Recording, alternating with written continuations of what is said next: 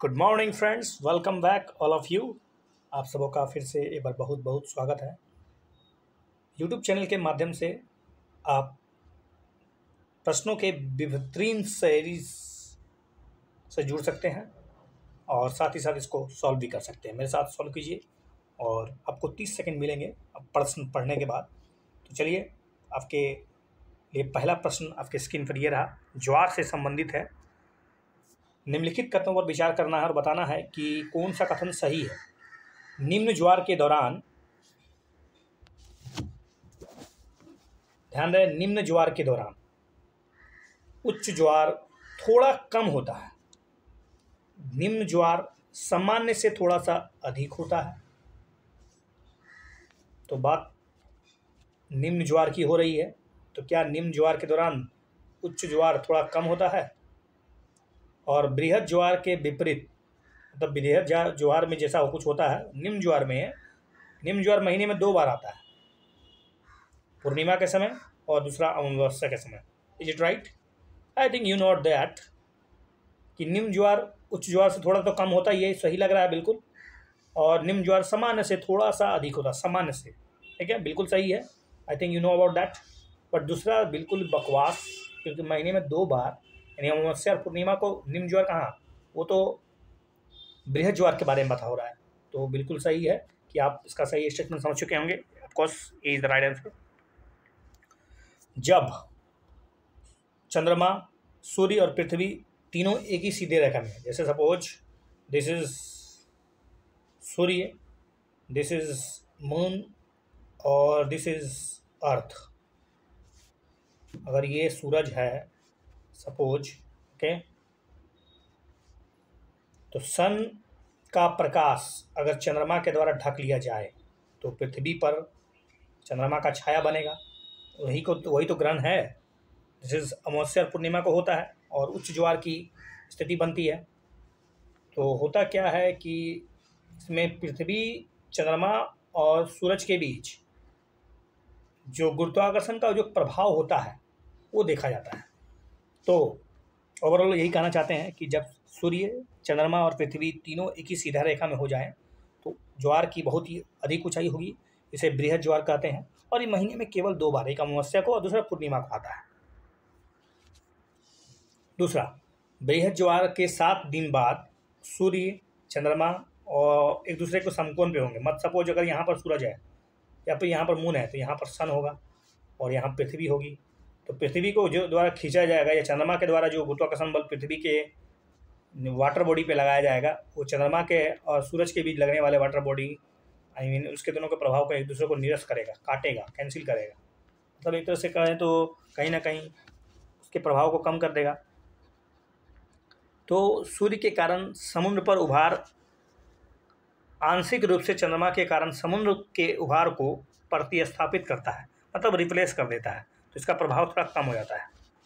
Next है, सूर्य का प्रभामंडल किस स्थिति में प्रकाश के अपवर्तन के द्वारा निर्मित होता है? सूर्य के चारों तरफ, सपोज ये सूरज है तो उसके चारों तरफ एक आभा मंडल दिखता है प्रकाशमय, ठीक है, जैसे गौतम बुद्ध का या किसी भी बड़े बड़े महान चिंतकों या धार्मिक उपदेशकों के चारों तरफ एक प्रभाव मंडल दिखाया था। उसी तरह सूर्य का प्रभाव मंडल किस कारण से बनता है इसमें से? तो ऑप्शन आपकी स्क्रीन पर है, तो इसका सही जवाब आप पढ़ सकते हैं। चलिए, इसका सही जवाब आपको पता चल चुका होगा मेरे ख्याल से। I think you know that. इसका सही कारण है पच्छाद मेघों में बर्फ के कणों के कारण ऐसा होता है, सूर्य का प्रभाव मंडल बनता है पच्छाद मेघों के बर्फ होने के कारण। पच्छाद मेघ में बर्फ के कण मिलते हैं। तो सूर्य का प्रकाश पच्छाद मेघों की उपस्थिति के कणों से अपवर्तित होता है और प्रभाव मंडल को आमतौर पर एक चमकदार सफ़ेद वलय के रूप में देखा जाता है। हालांकि यह कभी रंगीन भी हो सकता है।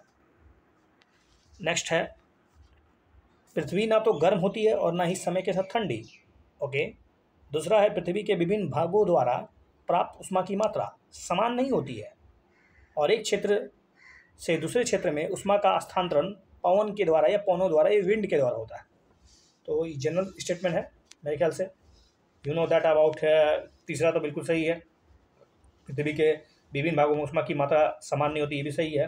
और पृथ्वी ना तो गर्म होती है और ना ही ठंडी होती है। यही तो एक दूसरे के स्टेटमेंट को प्रबल करता है। चलिए इसके बारे में समझते हैं। ऊष्मा बजट के बारे में आपने पढ़ा होगा। देखिए, पृथ्वी अपनी लगभग संपूर्ण संपूर्ण ऊर्जा जो है वो सूर्य से प्राप्त करती है। ऑफकोर्स सूर्य से ही, सूर्य ऊर्जा बहुत बड़ा सोर्स है। बदले में पृथ्वी सूर्य से वापस अपनी ऊर्जा को अंतरिक्ष में भेज देती है।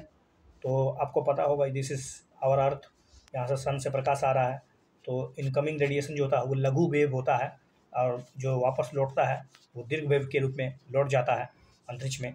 तो इस प्रकार जो इनकमिंग और आउटगोइंग जो मतलब प्रकाश की मात्रा है लगभग कांस्टेंट होती है। तो जिससे पृथ्वी ना तो गर्म होता है और ना ही ठंडा होता है, और इसको हम लोग एक दूसरे शब्दों में ऊष्मा बजट कहते हैं। जिसमें मतलब ये बजट का मतलब होता है ना कि कमाया कितना, खर्चा किया कितना, दोनों अगर बराबर है तो संतुलन है। तो उसी तरह पृथ्वी का भी वही हाल है कि पृथ्वी द्वारा प्राप्त की गई ऊर्जा और लौटाई गई ऊर्जा की मात्रा लगभग कांस्टेंट होती है, जिसके कारण न तो पृथ्वी गर्म होती है और न ठंडी होती है। तो हम लोग क्यों चिंतित हो रहे हैं ग्लोबल वार्मिंग के बारे में, आप सोच सकते हैं। देखिए, पृथ्वी के विभिन्न भागों में प्राप्त जो ऊष्मा की मात्रा होती है वो कांस्टेंट नहीं होती है। अलग अलग वातावरण में, अलग अलग उपस्थिति में, आप किस लोकेशन की बात कर रहे हैं, वो जगह है कहाँ पर, अक्षांश से कितना दूर है, समुद्र से कितना दूर है, क्या वो महाद्वीप के अंदर है, इस तरह की बहुत सी ऐसी परिस्थितियाँ हैं जो उसको प्रभावित करती है। और वातावरण में जो टेम्परेचर डिफरेंस के कारण एक प्रेशर क्रिएट होता है, और इस प्रेशर क्रिएट के कारण हवाएं चलती है जो ऊष्मा को एक स्थान से दूसरे स्थान स्थानांतरित कर देती है। Okay, next question, second conceptual question, तापकरण व्युत्क्रम। जैसा कि आप जानते हैं तापकरण व्युत्क्रम के बारे में। तापकरण व्युत्क्रम यानी टेम्परेचर इन्वर्सन, एक ऐसी स्थिति जहाँ पर तापमान जो है ऊंचाई के बढ़ने के साथ बढ़ता है। क्या ये सही है? दूसरा है कि मेघ आच्छादित यानी बादलों से घिरा लंबा ग्रीष्मकालीन ऋतु या रात्रि, और वायु प्रभावित वायु जो है बहुत मतलब तेजी से बहता वायु, ठीक है, क्या ये आदर्श स्थिति है? सिंपल कंसेप्चुअल तापकरण व्युत्क्रम वास्तव में क्या है? जैसे कि आप जनरली जानते हैं कि जैसे जैसे आप ऊपर जाइएगा, पृथ्वी के वायुमंडल से ऊपर जाइएगा, हर 6 डिग्री सेल्सियस 6.5 डिग्री सेल्सियस जो होता है वो लगभग 1 किलोमीटर की ऊंचाई में गिरता जाता है। इसका जनरल मतलब है कि हम लोग जैसे पृथ्वी से ऊपर जाएंगे, पृथ्वी से जैसे जैसे हम लोग ऊपर जाते हैं, समुद्र तल से हम लोग जैसे ऊपर जाएंगे वैसे वैसे टेम्परेचर गिरेगा। लेकिन तापकरण व्युत्क्रम में उल्टा होता है, यहाँ पर टेम्परेचर गिरने की जगह बढ़ना स्टार्ट करता है, ठीक है। और उसके लिए कंडीशन क्या है? एक तो मेघ आच्छादित नहीं, बल्कि कहा जाए तो मेघ रहित होना चाहिए, और लंबी ग्रीष्मकालीन की जगह शीत ऋतु होना चाहिए। यहाँ पर ग्रीष्मकालीन तो गलत है। और वायु का प्रभाव बहुत कम होना चाहिए, मतलब बहुत वायु एकदम शांत होना चाहिए, तब ऐसा हो पाएगा। तो पहला स्टेटमेंट सही है। दूसरा स्टेटमेंट इसमें पूछा है कौन सा सही नहीं है, तो इसका फर्स्ट स्टेटमेंट तो सही है, इसलिए नहीं होगा। 2 is the right answer, 2 is the right. Let's see something about it.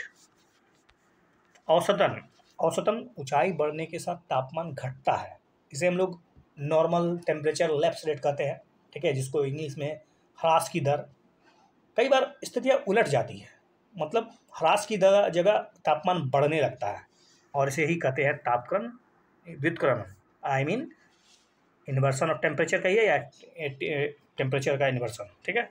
व्युत्क्रम आमतौर पर छोटी सी अवधि के लिए होता है, बहुत लंबे समय के लिए नहीं होता है। कभी कभी तो सामान्य होता है। स्वच्छ आकाश, साफ सुथरा आकाश होना चाहिए, शांत वायु होना चाहिए, और लंबी सर्दियों की रात्रि, इसके लिए फेवरेबल कंडीशन है। रात्रि के समय दिन की ऊष्मा जो होती है वो विकृत होती है, लूज। और प्रातः काल में पृथ्वी जो होती है उसके ऊपर की जो वायु होती है उसकी तुलना में पृथ्वी थोड़ा ठंडा हो जाता है। इसका मतलब ऊपर वाला वायु जो है वो गर्म और नीचे वाला वायु जो है वो ठंडा। तो ऐसे कंडीशन को हम लोग कहते हैं टेम्परेचर इन्वर्सन।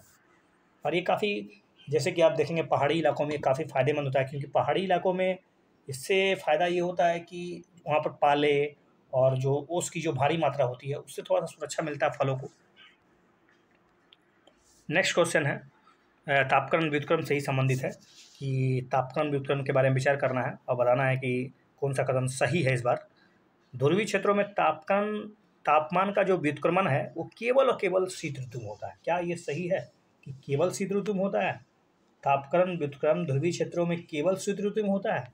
और दूसरा है पर्वत और पहाड़ों पर तापमान व्युत्क्रमण पौधों को पाले से बचाता है, नुकसान होने से बचाता है। अभी तो मैंने बताया ही, तो बिल्कुल सही है ये तो। और पहला स्टेटमेंट कि केवल शीत ऋतु में होता है, केवल शब्द जो है वो बिल्कुल बकवास है, तो ये गलत है। पहला स्टेटमेंट गलत है और दूसरा स्टेटमेंट सही है। तो of course you got the answer, yes of course B is the right answer. ध्रुवीय क्षेत्रों में पूरे वर्ष तापमान का व्युत्क्रमण रहता है, ठीक है। Temperature of inversion in polar area always, ठीक है, इज जनरल फिनोमेनन। भूतल पर व्युत्क्रमण वातावरण की निचली परतों को स्थिरता को बढ़ा देता है, ठीक है। वायु का अफवाह मतलब बहना के कारण पर्वतों और पहाड़ों पर व्युत्क्रमण होता है। पर्वतों और पहाड़ों पर रात के समय उत्पन्न होने वाली ठंडी हवाओं का इसका कारण होता है। गुरुत्वाकर्षण के प्रभाव में क्या होता है, ठंडी हवाएं भारी होती है तो वो नीचे की ओर बहने लगती है, और भारी और घनी होने के कारण ठंडी हवा लगभग जल के जैसा लगता है। इसे हम लोग वायु अफवाह कहते हैं। यह पौधों और पालों को होने वाले नुकसान से बचाता है, जैसा कि आप देख रहे हैं डायग्राम में। ओके, देख रहे हैं वायु नीचे उतर रही है, ठीक है, ठंडी वायु नीचे रह जाती है और इससे पाला का मतलब पाला से होने वाला नुकसान बच जाता है। अब हम लोग हिस्ट्री के क्वेश्चन जो लेते हैं। हिस्ट्री से जुड़ा हुआ प्रश्न है कि सूची को सम्मिलित कौन सा सही सुमेलित है। मोपला विद्रोह मतलब आपको मिलाना है कौन कहाँ पर हुआ था। ए का मोपला विद्रोह कहाँ पर हुआ था, दूसरा एका आंदोलन, तीसरा पवना विद्रोह और बकास्त आंदोलन। यू नो दैट मोपला विद्रोह कहाँ पर घटित हुआ था। मोपला विद्रोह केरल में हुआ था, ठीक है। इसको मोपल्ला विद्रोह या फिर मालाबार भी कहते हैं, मालाबार आंदोलन, या जैसे पावना विद्रोह तो बंगाल में हुआ था। एका आंदोलन जैसे कि आपको पता होगा ये आई थिंक उत्तर प्रदेश में, और पवना और ये बकास्त आंदोलन बिहार में हुआ था शायद। बकास्त कृषि से जुड़ा हुआ है, तो इसका सही जवाब हो गया ए का 4। अब खोजिए, ये तो सही है, सी और डी में आंसर होना चाहिए। और रही बात ए का आंदोलन, ये 2 का, जी हाँ 2 का ए, तो सी इज द राइट आंसर। चलिए इसके बारे में थोड़ी जानकारी ले लेते हैं। जैसे 1921 का मालाबार विद्रोह, जिसे हम लोग कभी कभी मोपला विद्रोह भी कहते हैं, ये केरल के मालाबार क्षेत्र में खास करके ब्रिटिश औपनिवेशिक शासन की जो एक खराब नीति थी उसके खिलाफ एक प्रतिरोध था। उसी तरह अगर बात करें एका आंदोलन का, जिसको एकता आंदोलन भी कहते हैं, और ये एक प्रकार का किसान आंदोलन था जो 1921 के अंत में सीतापुर में अर्थात बिहार में हुआ था। एका आंदोलन, माफ़ कीजिएगा, एका मतलब उत्तर प्रदेश, सीतापुर तो उत्तर प्रदेश में है, और ये हरदोई और बहराइच उत्तर प्रदेश में पड़ता है। पवना किसान विद्रोह, ये वास्तव में एक पवना जो है वो किसान विद्रोह से जुड़ा हुआ है, और ये बंगाल में हुआ था। जमींदारों के खिलाफ, खास करके किसानों के द्वारा एक प्रतिरोध था जो उस समय बांग्लादेश में हुआ करता था। तो आज बंगाल का जो क्षेत्र है पवना, वहाँ पर किसानों ने जमींदारों के खिलाफ एक विद्रोह कर दिया था, दैट इज कॉल्ड पवना किसान विद्रोह। और फाइनली स्वामी सहजानंद सरस्वती जी थे, 1937 और 38 के दरमियान बिहार में बकास्त आंदोलन हुआ था। बकास्त का अर्थ होता है जो अपने आप खेती करते हैं, खुद खेती करते हैं, और जमींदारों के द्वारा बकास्त भूमि में काश्तकारों की बेदल मतलब उसको बाहर निकाला था, उसके खिलाफ एक तरह से एक आंदोलन था सहजानंद सरस्वती के मतलब नेतृत्व में। ओके, नेक्स्ट क्वेश्चन है ब्रिटिश शासन के बारे में। ब्रिटिश शासन, हालांकि इसका आपने आंसर तो देख लिया है, चलिए कोई बात नहीं। ब्रिटिश शासन के दौरान भारत में उद्योगों को स्वतंत्र विकास होने का कारण, मतलब भारत का जो आंदोलन था, जो ब्रिटिश शासन था, उसमें भारी उद्योगों का जन्म नहीं हुआ, विकास नहीं हुआ। इसके कारण क्या है, तो इसके कारण आप सोचिए इसका। हालांकि अमीरों को प्राथमिकता दी गया था भूमि में निवेश में, तो नहीं है। प्राकृतिक संसाधन तो भारत में भरदार थे, विदेशी पूंजी की कोई कमी नहीं थी। अंतिम वाला उद्देश्य सही है कि भारी उद्योग की अनुपस्थिति थी, इसलिए उस पर विकास फोकस नहीं किया गया था। तो अंग्रेजों के द्वारा प्राथमिक उद्देश्य जो था वो भारत को ब्रिटिश उद्योग को कच्चे माल का, एक तरह से कहा जाए कि अरे तुम कच्चे माल भेजो, मतलब भारत को कच्चे माल का निर्यातक और बने हुए शुद्ध जो माल है, जो फाइन प्रोडक्ट हैं, उनको उसके खरीदने का मतलब भारी मात्रा में आयातक बना दिया गया। एक समय हुआ करता था कि भारत इसका जिस अपोजिट स्थिति था, मतलब भारत जो है उस एक शुद्ध रूप से निर्यातक था, लेकिन स्थिति जस्ट अपोजिट कर दी गई। इस ब्रिटिश शासन के दरमियान बहुत सी ऐसी नीतियाँ थी जो भारत के मतलब फेवरेबल में नहीं थी। उनमें से एक था भारी उद्योगों पर विकास का नज़रिया बिल्कुल ही शून्य था, लगभग ना था। तो ब्रिटिश शासकों ने ना तो आधुनिकीकरण की कोई मतलब अनुमति दी और ना ही उद्योगों के विकास को कोई प्रोत्साहन दिया। बुनियादी तौर पर भारी उद्योग इसलिए कमी हो गया। नेक्स्ट क्वेश्चन है वुड डिस्पैच के संबंध में। यू नो अबाउट दैट, इसको हम लोग शिक्षा का मैग्ना कार्टा भी कहते हैं। 1854 में आया था वुड्स डिस्पैच। तो वुड डिस्पैच का उद्देश्य क्या था, थिंक अबाउट दैट। आपके ऑप्शन यहाँ भारत में पश्चिमी संस्कृति का प्रसार पहला। दूसरा, भारत में अंग्रेजी शिक्षा और महिला शिक्षा का प्रसार। तीसरा है पारंपरिक भारतीय शिक्षा में वैज्ञानिक अनुसंधान और तर्कवाद की शुरुआत। मूल भारतीयों के लिए रोजगार के अवसर का सृजन करना। इसका थिंक मेरे ख्याल से इसका अंग्रेजी शिक्षा का प्रसार करना था एगो। दूसरा, महिला शिक्षा पर कुछ काम करना था, ऐसा सोचा गया था। ठीक है, तो आगे बढ़ते हैं। इसका सही जवाब तो आपको मिल चुका है, B is the right answer. जी हाँ, जैसे कि आपको जानना होगा कि भारत में अंग्रेजी शिक्षा और महिला शिक्षा के प्रसार के जो महत्वपूर्ण कोशिश की गई थी वो चार्ल्स वुड-डिस्पेच के दरमियान ही किया था। हालांकि प्राथमिक विद्यालयों के बारे में कहा गया था कि उसमें स्थानीय भाषाओं में पढ़ाया जाए, उच्च विद्यालय में एंग्लो वर्नाकुलर भाषा हो, मतलब समझ सकते हैं, और आगे चल के जब कॉलेज स्तर पर पढ़ाई हो तो उसमें अंग्रेजी शिक्षा पर बल दिया जाना चाहिए। इससे ही वुड-डिस्पेच कहा गया है, और खास करके इसने व्यावसायिक शिक्षा और महिला शिक्षा पर भी बल दिया था। और ये चाहते थे कि एक ऐसी मतलब भारतीय लोगों को अंग्रेजी वर्ग का एक निर्माण करना जो उनके लिए फ़ायदेमंद हो, उनके लिए अनुकूल हो। चलिए नेक्स्ट क्वेश्चन है, भारत में औपनिवेशिक शासन के दरमियान ये होम चार्ज बहुत चर्चा में रहा था। होम चार्ज जो भारत की या भारत से धन की निकासी का एक महत्वपूर्ण हिस्सा था। तो होम चार्ज में जो खर्चा होता था, वो निकासी जो होती थी, उसमें क्या क्या शामिल हो सकता है। पहला ऑप्शन स्क्रीन पर कि भारत में कार्यरत हैं ब्रिटिश कर्मियों के वेतन और साथ ही साथ पेंशन का भुगतान इसी से किया जाता था, होम चार्ज के माध्यम से। लंदन में भारत के कार्यालय की सहायता के लिए जो उपयोग की जाने धनराशि थी वो भी था। और अंग्रेजों के द्वारा भारत के बाहर युद्ध करने के लिए इस्तेमाल की जाने वाली धनराशि होम चार्ज की कैटेगरी में आती है। ऑप्शन आपकी स्क्रीन पर ये रहे हैं, और मेरे ख्याल से होम चार्ज के बारे में आपने अच्छा से पढ़ा होगा। तो मेरे ख्याल से अगर ध्यान से सोचा जाए, देखिए अंग्रेजों के द्वारा जहाँ कुछ लगभग खर्चा होता था, सब होम चार्ज के रूप में शामिल होता था। तो इसका सही जवाब I think you know about that, D is the right answer. 1 2 3। Bharat में औपनिवेशिक शासन के दरमियान होम चार्ज अर्थात भारत से धन की निकासी। होम चार्ज भारत की ओर से राज्य सचिव द्वारा, भारत की ओर से जो भारत का जो राज्य सचिव था उसके द्वारा ब्रिटेन में किए गए वह है। और इसमें शामिल है भारत में कार्यरत ब्रिटिश कर्मियों के वेतन, पेंशन, भारत के कार्यालय लंदन में जो भारत के कार्यालय की सहायता कर रहा है उसमें जो खर्चा हो रहा है वो, और अंग्रेज जहाँ कहीं भी युद्ध लड़ेंगे बाहर जाकर, चाहे वो प्रथम विश्व युद्ध हो या द्वितीय विश्व युद्ध हो, चाहे किसी भी प्रकार का युद्ध जो भारत के बाहर लड़ा जा रहा हो अंग्रेजों के द्वारा, तो उस पर जो खर्चा होगा वो होम चार्ज के रूप में शामिल होगा। नेक्स्ट है, निम्नलिखित में से कौन फेबियनवाद। देखिए फेबियनवाद का मतलब वो आदर्शवाद होता है। आदर्शवाद कहिए, समाजवाद कहिए, समाजवाद खुद अपने आप में एक आदर्शवाद है। ठीक है, तो इसमें से कौन इसके समर्थक था। Is it Sarojini Naidu, Annie Besant, Surendra Nath Banerjee, A.O. Hume. I think you know that. इसका सही जवाब है एनी बेसेंट। जी हाँ, एनी बेसेंट, जिन्होंने भारत में होम रूल लीग चलाया। अडयार में पता होगा आपको इनकी शाखाएं थी, इनकी मतलब। चलिए, फेबियनवाद यानी समाजवादी आंदोलन जो कि फेबियन सोसाइटी की गतिविधियों से उत्पन्न हुआ है, और इसकी स्थापना 1884 में लंदन में हुई थी। ठीक है, एनी बेसेंट फेबियन सोसाइटी की सदस्य रही थी। ठीक है, अब आते हैं हम लोग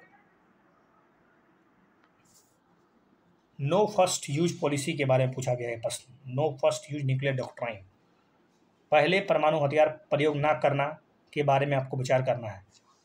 ऑप्शंस आर हियर कि एक परमाणु शक्ति संपन्न राष्ट्र की एक प्रतिज्ञा है या नीति है जो बताता है कि परमाणु हथियारों द्वारा विरोधी राष्ट्र पर हमला नहीं किया जाएगा। जिसके पास परमाणु हथियार नहीं है उस पर हमला नहीं किया जाएगा तब तक जब तक कि परमाणु हथियार का उपयोग युद्ध के साधन के रूप में नहीं किया जा सकता है। तो पहला स्टेटमेंट विचार कीजिए। दूसरा, भारत एक ऐसा देश है जिसने पहला बार सबसे पहले परमाणु हथियार प्रयोग नो फर्स्ट यूज पॉलिसी ना करने वाला, नीति का प्रस्ताव देने वाला और उसकी प्रतिज्ञा करने वाला भारत पहला राष्ट्र बन गया। कौन सा सही है। तो नो फर्स्ट यूज पॉलिसी के तहत जो पहला डेफिनेशन है वो तो पहला ऊपर ही लिखा हुआ है कि ये परमाणु शक्ति संपन्न राष्ट्र जो होगी उसकी एक प्रतिज्ञा है, उसकी एक नीति है जिसके तहत जब तक कि परमाणु हथियारों द्वारा किसी विरोधी राष्ट्र द्वारा उस पर हमला नहीं कर दिया जाता है तब तक वो परमाणु हथियार का उपयोग युद्ध के साधन के रूप में नहीं करेगा। That's the doctrine of no first use nuclear policy. Okay, but Bharat इसका पहला मेंबर नहीं था, मतलब भारत ऐसा करने वाला पहला राष्ट्र नहीं था, बल्कि चाइना ऐसा पहला था जिसने 1964 में ही इस डॉक्ट्राइन को मतलब एक तरह से अडॉप्ट किया था। और भारत, आपको पता होगा, अपने सेकेंड न्यूक्लियर परीक्षण, न्यूक्लियर टेस्ट में, जिसको हम लोग स्माइलिंग बुद्धा के रूप में जानते हैं, या फिर आप बताइए मुझे इसके ऑप्शन में क्या है इसका सही जवाब, कि स्माइलिंग बुद्धा था या फिर शक्ति था। I think you know about that. इसको आप कमेंट सेक्शन में बताइए कि सेकेंड जो न्यूक्लियर टेस्ट किया गया था भारत के द्वारा 1998 में, यस 1998 में जो परीक्षण किया गया था, उसके दरमियान ही हम लोगों ने ये स्वीकार कर लिया कि no first nuclear doctrine. Okay, तो इसका मतलब भारत ने बहुत बाद में जाके इस नीति को अपनाया। आपको पता होगा रसिया ने no first use nuclear doctrine को एडॉप्ट किया था, लेकिन वो बाहर हो गया इससे अब। तो बाकी चीज़ मैंने बताया। अब इसका सही जवाब तो आपको पता चल चुका होगा, पहला ऑप्शन इज राइट आंसर है। देखिए, एक परमाणु शक्ति संपन्न राष्ट्र की एक ऐसी प्रतिज्ञा, एक नीति, जिसके तहत जब तक कि परमाणु हथियारों द्वारा किसी विरोधी राष्ट्र के द्वारा उस पर अगर हमला नहीं किया जाता है, तब तक वह परमाणु हथियार का उपयोग युद्ध के साधन के रूप में नहीं करेगा।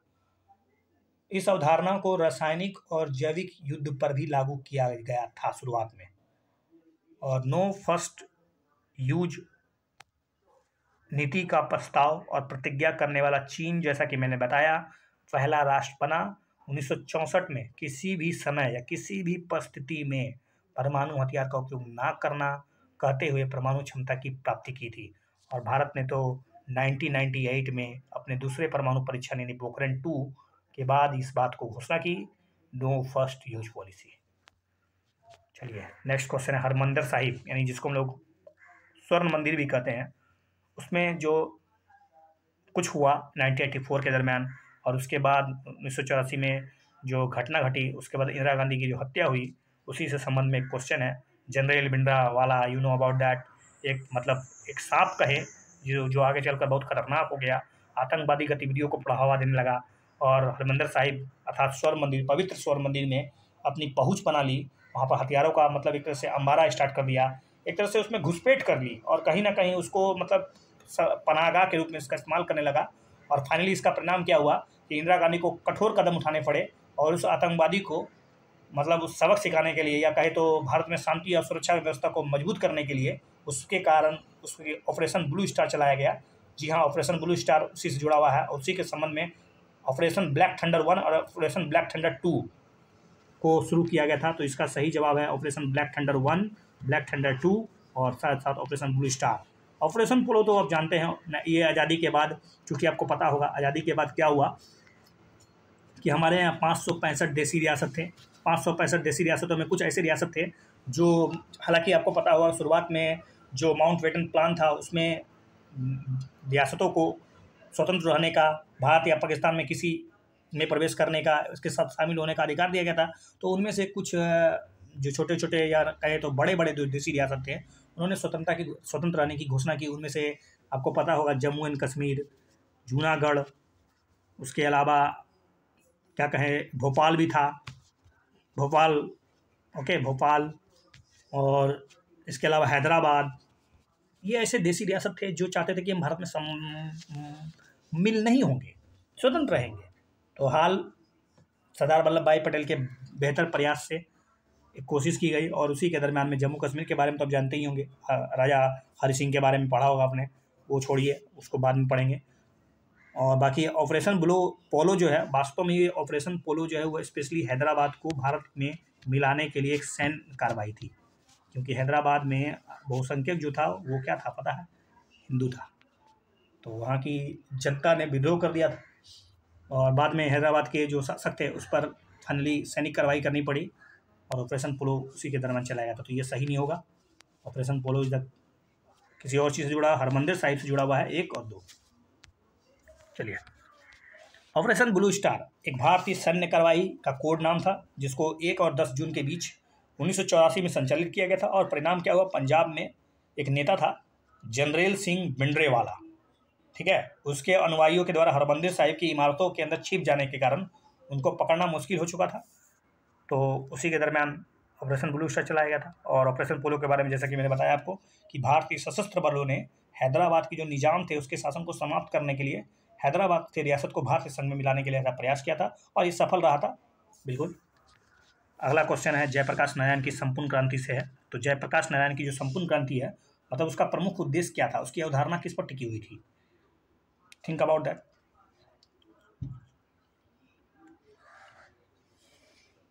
जी हाँ, आपको पता होगा कि ये भूदान आंदोलन जो था, एक तो जबरन लिख दिया गया है, तो जबरन कोई ऐसा प्रयास तो किसी का होगा नहीं।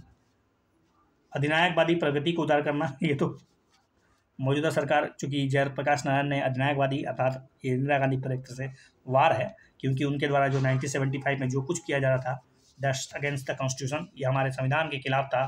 भारतीय नागरिकों की जो स्वतंत्रता थी, उसकी जो गरिमा थी, यहाँ तक कि हैबियस कॉर्पस जैसा जो एक तरह से रीट पिटीशन था वो उसको भी निगल लिया गया था। और मतलब तमाम प्रकार के एक तरह से काला दिन था 1975 का, आपातकालीन स्थिति की बात कर रहा हूँ मैं। जी हाँ, और ये अधिनायकवादी के प्रचारक था, लेकिन इसको इससे नहीं जुड़ सकते हैं। इसको सही जवाब है सर्वोदय। जी हाँ, सर्वोदय के आदर्श सात सिद्धांत कहिए, उसको एक तरह से प्रस्तुत किया गया था और समाज में मौजूदा बदलाव की कोशिश की गई थी। तो सी इज द राइट आंसर। देखिए, जयप्रकाश ने एक बार कहा था कि संपूर्ण क्रांति 7 क्रांतियों का एक मतलब संयोजन है, अर्थात राजनीतिक, सामाजिक, आर्थिक, सांस्कृतिक, वैचारिक या बौद्धिक, फिर या कहे तो शैक्षिक और आध्यात्मिक। और इसका मुख्य उद्देश्य सर्वोदय के आदर्शों को मौजूदा समाज में एक बदलाव लाना था। अगला प्रश्न है चिपको आंदोलन के संबंध में। देखिए, चिपको आंदोलन के संबंध में क्या है। चिपको आंदोलन हिमालयी क्षेत्र में स्थानीय लोगों द्वारा वनों की कटाई के खिलाफ एक विरोध, एक गांधीवादी स्वरूप था। विरोध का जो स्वरूप था वो गांधीवादी था, हिंसात्मक था, क्या था? क्या वो गांधीवादी स्वरूप था वनों की कटाई के खिलाफ? आंदोलन का नेतृत्व कर रहे थे सुंदरलाल बहुगुणा जी, इज राइट। और आंदोलन में महिलाओं ने भाग लिया था, ये तो सही है, महिलाओं ने भाग लिया था। सुंदरलाल बहुगुणा इसके नेतृत्व करता थे, इज इट राइट? या चंडी प्रसाद? चंडी प्रसाद भट्ट, चंडी प्रसाद भट्ट भी थे, भट्टा होगा आपको, भट्टा नहीं भट्ट। और वनों की कटाई के लिए ये उत्तराखंड के, आपको पता होगा उत्तराखंड से जुड़ा हुआ है चिपको आंदोलन। जी हाँ, तो मेरे ख्याल से इसका तीनों का तीनों आंसर सही है, ABC। चिपको आंदोलन हिमालयी क्षेत्र में स्थानीय लोगों के द्वारा वनों की कटाई के विरोध का एक गांधीवादी स्वरूप था, अहिंसात्मक ढंग से। तो वनों की कटाई को रोकने के लिए स्थानीय लोगों ने, खास करके महिलाओं ने, पेड़ों के चारों तरफ को पेड़ों से गले लगा लिया।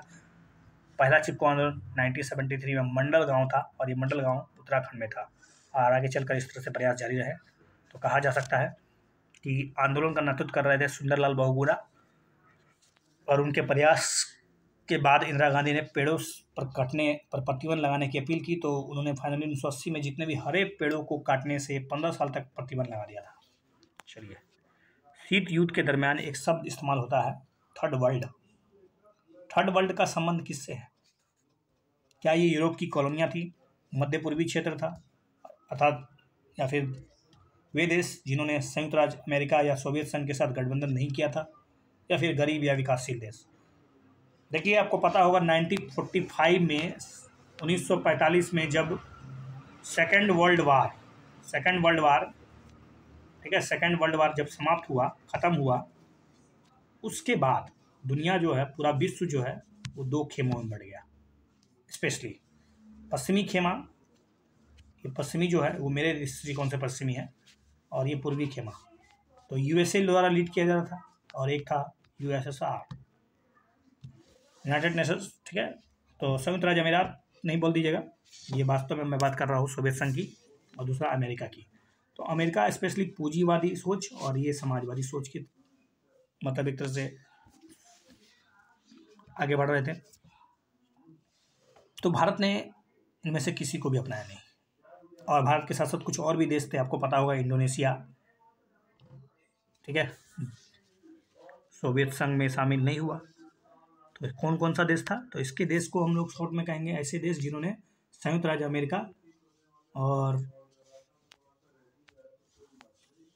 अमेरिका के गठबंधन का नहीं किया था, ठीक है।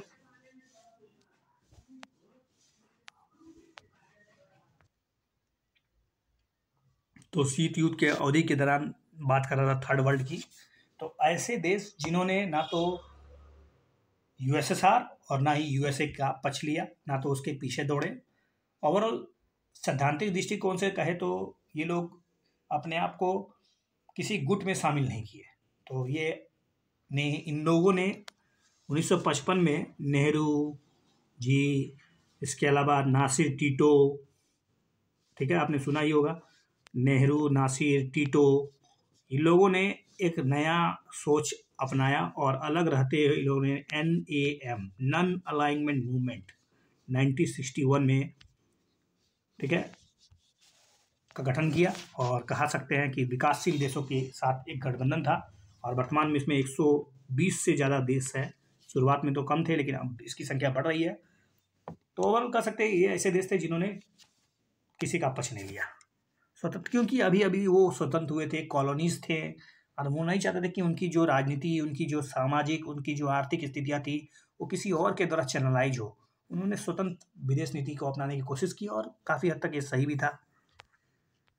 शीत युद्ध के दौरान दुनिया के देशों ने, दुनिया के थर्ड वर्ल्ड के देशों को ऐसे राष्ट्र कहा जाता है जिन्होंने अपना गठबंधन USSR या फिर सोवियत संघ और USA के साथ नहीं बनाया।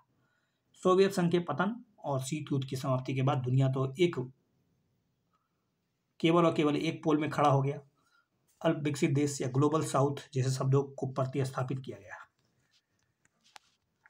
फिर से प्रश्न आ रहा है आपकी स्क्रीन पर, गोलमेज सम्मेलन, जी हाँ, राउंड टेबल कॉन्फ्रेंस, जो कि आदि का समय हो रहा था, तो उसमें पूछा जा रहा है कि भारत के भविष्य के संविधान पर चर्चा करना। राउंड टेबल कॉन्फ्रेंस भारत में देशी रियासतों के अधिकारों की विवेचना करने के लिए। तीसरा ऑप्शन है भारत के लिए डोमिनियन स्टेटस, मतलब आधा आधा राज्य, आधा आधा स्वतंत्रता के कार्यान्वयन पर चर्चा करने के लिए सोची गई थी। तो कौन सा सही है इसमें? मेरे ख्याल से आपको पता होना चाहिए कि ये इसका ऑप्शन जो है काफ़ी मिसमैच लग रहा है, लेकिन इसका सही जवाब होगा भारत के संविधान पर चर्चा करना बिल्कुल था, लेकिन डोमिनियन स्टेटस तो बहुत बाद में दिया गया है, ये तो गलत है, इसलिए 3 को काटिए। और रही बात देशी रियासतों के अधिकारों, ये देशी रियासतों के अधिकारों की बात तो की ही नहीं गई थी, ये तो आगे चलकर जब आज़ादी मिल रहा था तो उस समय सोचा गया था माउंटबेटन योजना के दरमियान। तो 2 वही सही नहीं है, इसलिए इसका जवाब होगा B। देखिए इसके बारे में, 1930 से लेकर 32 के दरमियान 3 गोलमेज सम्मेलन हुआ और उसने ओवरऑल भारत में संवैधानिक सुधारों पर चर्चा करने के लिए एक ब्रिटिश सरकार की एक सोची समझी रणनीति थी। डोमिनियन स्टेटस को आधिकारिक तौर पर हम लोग क्रिस्प मिशन से जोड़ते हैं, ठीक है, और क्रिस्प मिशन तो पता होगा आपको कब आया था। तो कह सकते हैं कि गोलमेज सम्मेलन के बाद, काफ़ी बाद क्रिस्प मिशन आया, तो किसी भी तरह से डोमिनियन स्टेटस का आंसर तो होगा नहीं। नेक्स्ट क्वेश्चन है आपकी स्क्रीन पर, मुस्लिम लीग, ये जो मुस्लिम लीग और हिंदू महासभा ने प्रथम गोलमेज सम्मेलन का बहिष्कार किया और उसमें भाग भी नहीं लिया। फिर से गोलमेज सम्मेलन पे क्वेश्चन है कि क्या पहला जो गोलमेज सम्मेलन था, फर्स्ट राउंड गोलमेज सम्मेलन था, फर्स्ट राउंड राउंड टेबल, इसको हम लोग कहते हैं कि राउंड टेबल कॉन्फ्रेंस, राउंड, ठीक है, देखिए कैसे लिखेंगे, राउंड टेबल कॉन्फ्रेंस RTC, प्रथम गोलमेज के बारे में फर्स्ट वाला में पूछा है। तो फर्स्ट वाला में मुस्लिम लीग और हिंदू महासभा भाग नहीं लिया था, ये तो गलत है, मेरे ख्याल से दोनों ने भाग लिया था।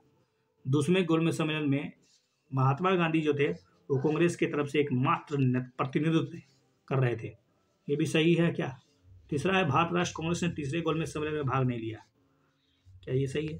देखिए तीसरा वाला छोड़िए, पहले दूसरा को सोचिए। दूसरा वाला महात्मा गांधी भारत राष्ट्र कांग्रेस के एकमात्र प्रतिनिधि थे, तो 2 तो सही है, तो 2 जहाँ जहाँ है वहाँ पर पहले इसको काटिए, ठीक है। और रही बात मुस्लिम लीग और हिंदू महासभा के प्रथम राउंड टेबल कॉन्फ्रेंस में हिस्सा लेने का, तो वो जिन्होंने भाग लिया था तो बिल्कुल सही है, यानी एक तो जहाँ जहाँ होगा वो सही होगा।